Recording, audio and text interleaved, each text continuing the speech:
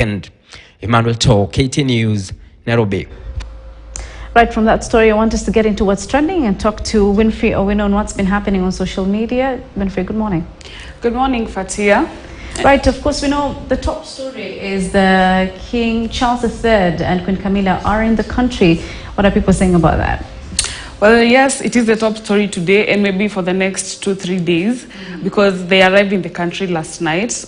Although they have not shared official pictures of them arriving and maybe them alighting from their aircraft, but it is confirmed they are in the country. The UK High Commission in Kenya has confirmed they're in the country, and they've actually released a list of activities that are scheduled to be involved in the whole of today. So just a quick look at the activities they're going to be taking part in today. Right. They're supposed to have a ceremonial welcome and state banquet at State House. Then they'll meet Kenya's Young Tech. Then they're also going to do some things with the Kenya Wildlife Service. His Majesty will also visit the UN headquarters. You know, it is highly, it is very key to note that the UNEP headquarters are in Kenya, and definitely when he's here, he definitely has to have conversations about the environment, considering that the things on climate change are really coming up oftenly lately. And then he's also supposed to go to Mtongwe Naval Base in the coast to highlight defense collaboration, and he will also learn about the work of local communities to conserve marine habitats. And then he's also, the Queen, which is Queen Camilla, will meet survivors of sexual and gender-based violence. So it is very interesting to see the kind of activities they're going to be taking part in, despite the background talk that is actually coming up from civil society organizations, human rights groups in the country that are actually calling for the British government to compensate victims of atrocities of the British government during the pre-colonial period and even post-colonial period. So we'll actually see what the king will have to say about that. Well, actually, when you also look at the visit, it is very significant globally because this is the king's first visit to Africa since he was crowned last year following the death of his mother, Queen Elizabeth II.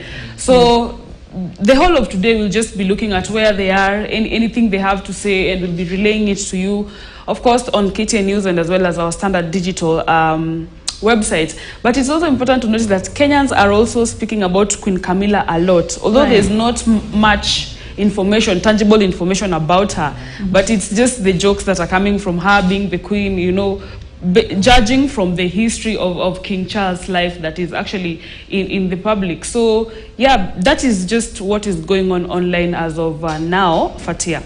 Right, of course, with Queen Camilla, there's a bit of controversy going on about that. Yes. But also key to note is the king is very passionate about climate change and youth and sustainability, and that's one of the reasons why he's in the country. But also, he'll be visiting Uhuru Gardens. I don't know if you've mentioned that.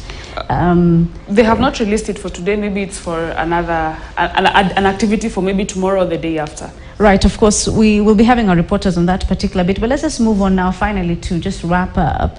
Of course, we've seen what's happening in Israel, in Palestine, with regard to the war between Israel and Palestine. And we had seen what has also happened in Russia. Can you bring us up to date with that?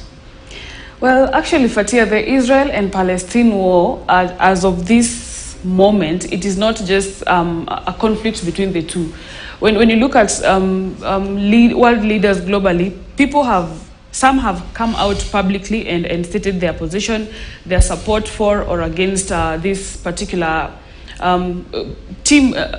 party in the conflict. So basically, it is not something that actually people are coming out openly to comment on it. But what's coming out is that Israel has really come out very strongly. Prime Minister Benjamin Netanyahu really said they're going to continue using force against Palestinians, they're going to continue using force against the Palestinians to reduce, to make sure they save the people who are held captives in the country.